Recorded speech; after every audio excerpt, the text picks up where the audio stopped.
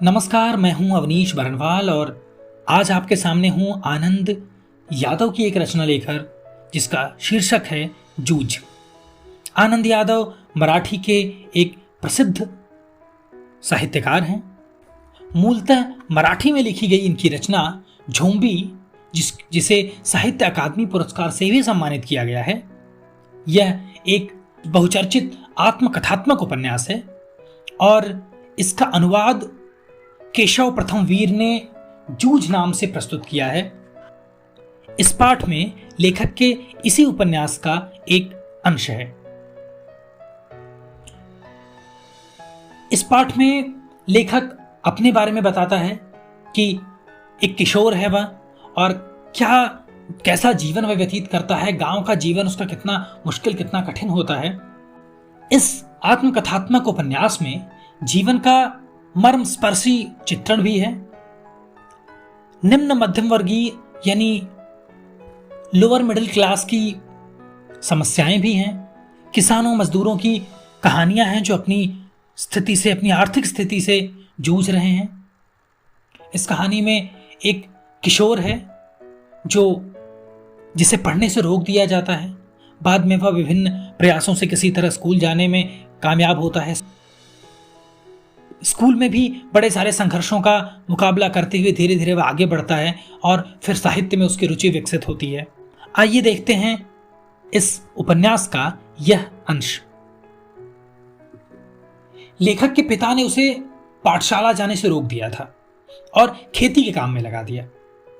लेखक का मन पाठशाला जाने के लिए तड़पता था, वह स्कूल जाना चाहता था, लेकिन पिता के डर से उसे कुछ कहने की हिम्मत नहीं होती थी।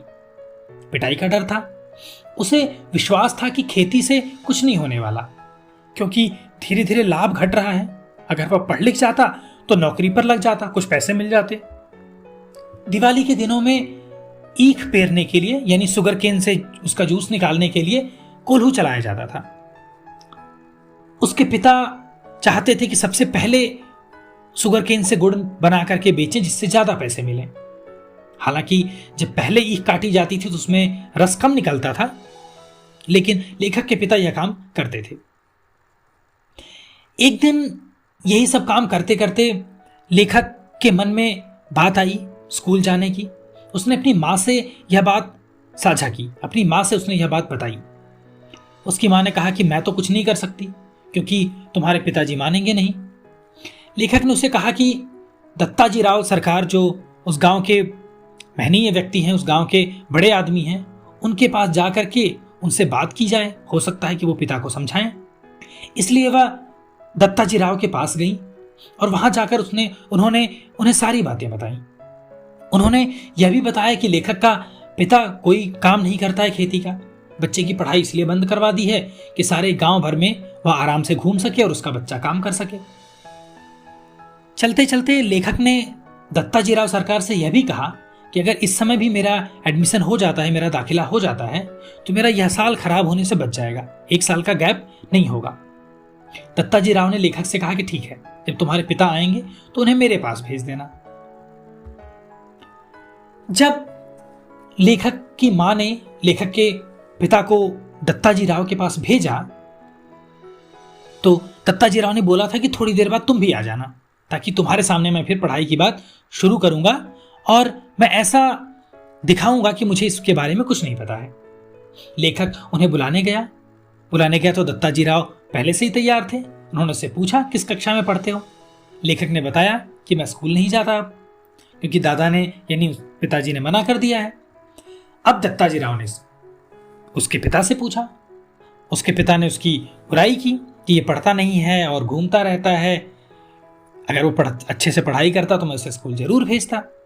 ये सारी बातें उसने कही, लेकिन दत्ताजी राव ने ये मानी नहीं और उन्होंने उन्हें डांटा लेखक के पिता को और कहा कि अब से बच्चे को स्कूल भेजना है और वो कोई गलत काम नहीं करेगा, वो आकर के स्कूल से फिर खेती के काम भी तुम्हारे कर देगा। दत्ताजी राव लेखक से संतुष्ट थे, उसकी पढ़ाई से संतुष्ट थे। उन्होंने बोला कि स्कूल से आते ही तुम्हें खेत में जाना होगा काम करने के लिए, और अगर कभी बहुत ज़्यादा काम हुआ तो स्कूल छोड़ना भी पड़ सकता है। लेकिन कुल मिलाकर बात यह रही कि लेखक का दाखिला होने, उसे स्कूल जाने की अनुमति मिल गई। जब लेखक जाकर के अपनी कक्षा में बैठने लगा तो वहां इतने महीने बाद जाकर के फिर से उन्हीं बच्चों में बैठना इतना भी आसान नहीं था। कक्षा के एक दो लड़कों को छोड़कर सब नए बच्चे आ गए थे। वह पुरानी किताबें लेकर के और जाकर के एक कोने में बैठ गया। बच्चों ने उसका मजाक उड़ाना शुरू किया, मास्टर जी के सामने भी उसकी खिंचाई की। लेखक ने सारी बातें मास्टर जी को बता दी। धीरे धीरे बच्चों की शरारतें बढ़ती रहीं और लेखक का मन धीरे धीरे उदास होता रहा कि इस तरह से तो वो कभी नहीं स्कूल में रह पाएगा अच्छे से। लेकिन समय बीतता गया और लड़कों से परिचय बढ़ गया। इसी कक्षा में वसंत पाटिल नाम का एक कमजोर शरीर वाला एक दुबला पतला सा लड़का था। पढ़ने में बहुत अच्छा था। उसे क्लास का मॉनिटर बनाया गया था।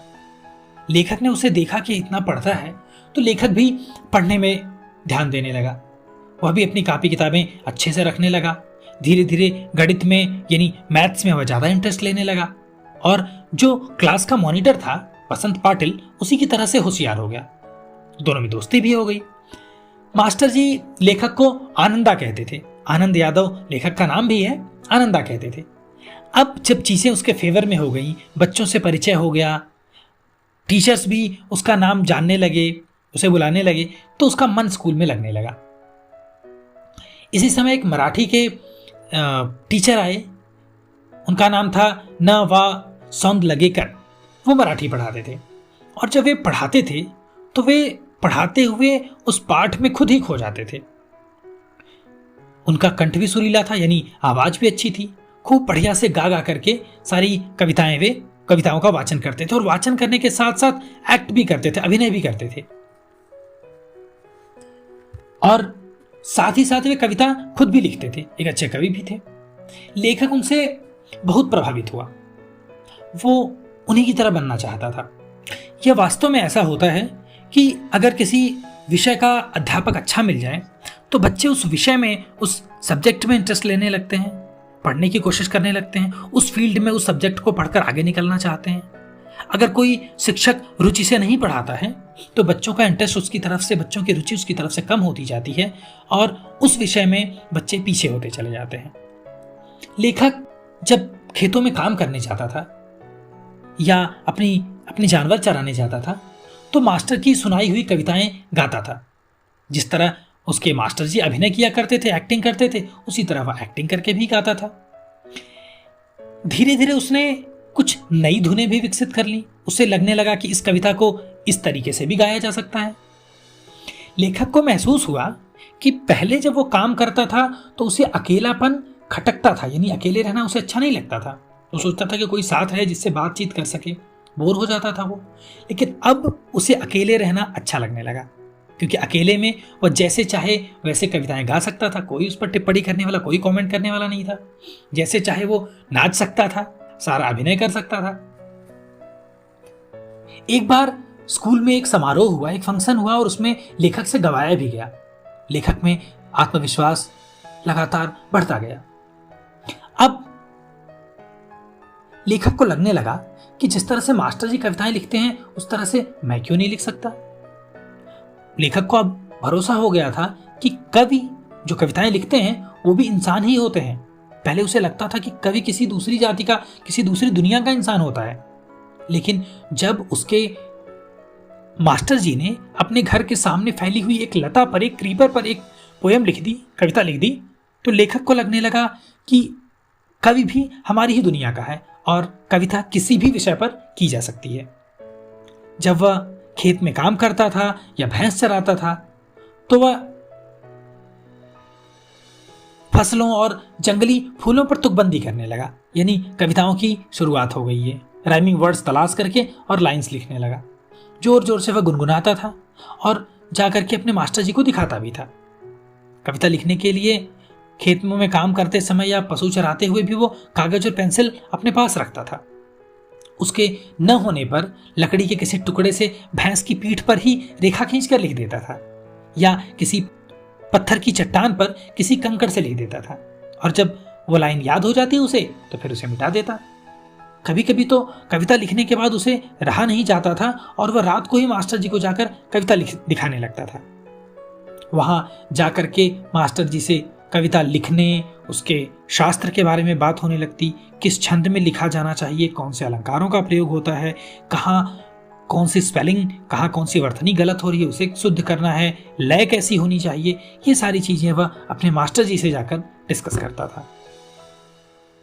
मास्टर जी के पास जो पुस्तकें, जो कविता संग्रह हुआ करते थे, जो बड़े बड़े कवियों की किताबें थी लिखी हुई, उन किताबों को भी मास्टर जी ने लेखक को दे दिया कि वह उसे पढ़े और नई कविताएं लिखने के बारे में सोचे।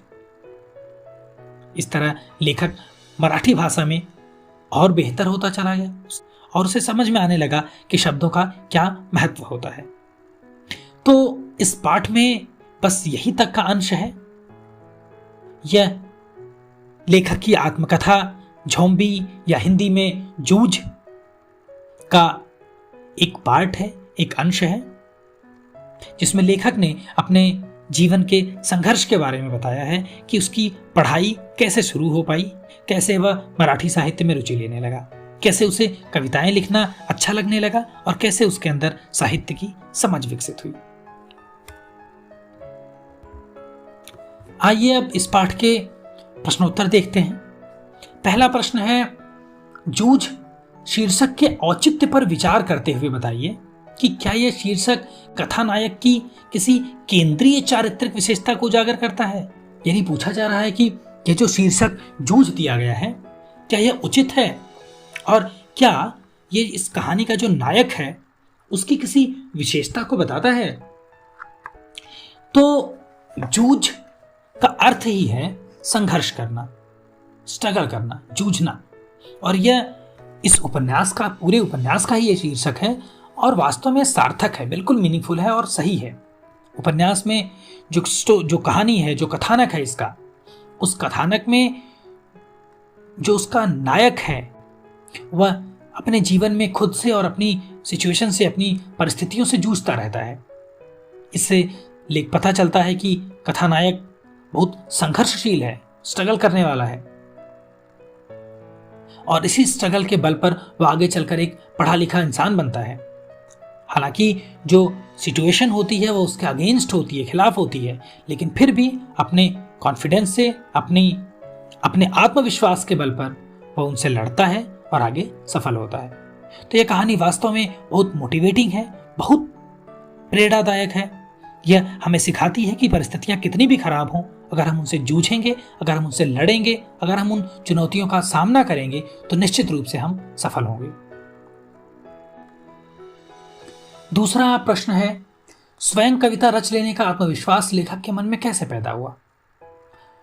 तो लेखक जो था वह स्कूल में एक मराठी के अध्यापक न.वा. सौंद लगेकर से बहुत प्रभावित था। वे कविता के बारे में अच्छी समझ रखते थे, कक्षा में बहुत अच्छे से कविता का पाठ करते थे, उसका अभिनय करते थे। उन्हें देखकर लेखक को लगा कि वह भी कविता कर सकता है, क्योंकि कवि भी उसकी तरह ही होता है। और जब उन्होंने अपने घर के सामने की एक मालती लता पर कविता कर दी, तब तो लेखक का आत्मविश्वास चरम पर पहुंच गया। उसे लगने लगा कि उसके अंदर भी कविता लिखने की क्षमता है। इस प्रकार उसने भी कविता लिखनी शुरू कर दी। तीसरा प्रश्न है कि श्री सौंद लगेकर के अध्यापन की उन विशेषताओं को बताइए जिन्होंने कविताओं के प्रति लेखक के मन में रुचि जगाई। यानी क्या उनकी स्टाइल थी, क्या उनकी विशेषता थी टीचिंग की, अध्यापन की, कि लेखक के मन में कविताओं के प्रति रुचि हुई। तो सौंद लगेकर मास्टर जी जो थे वो मराठी के टीचर थे, बहुत अच्छे से वो पढ़ाया करते थे। उनका पढ़ाने का तरीका अलग था। पढ़ाते समय वे पूरी तरह पढ़ाई में रम जाया करते थे। जब वे कविताएं सुनाते थे तो छंद और सुरों का अच्छा ज्ञान था उन्हें, इसलिए वह पूरे लय में गा गा करके कविता पाठ करते थे और साथ ही अभिनय भी करते थे। इस तरह लेखक उनसे बहुत प्रभावित हुआ और उसके मन में भी साहित्य पढ़ने की, कविताएं पढ़ने की रुचि जागृत हुई। अगला प्रश्न है कि कविता के प्रति लगाव से पहले और उसके बाद अकेलेपन के प्रति लेखक की धारणा में क्या बदलाव आया। यानी जब वो कविता नहीं लिखता था तब अकेलेपन के बारे में क्या सोचता था, और जब वो कविता लिखने लगा तब क्या सोचता था। तो आप जानते हैं कि जब उसका कविता के प्रति लगाव नहीं था तो उसे अकेलापन बहुत खटकता था। अकेले रहना उसे अच्छा नहीं लगता था। उसे लगता था कि कोई इंसान उसके साथ होना चाहिए जिसके साथ वह बोल सके, हंसी मजाक कर सके, बात कर सके।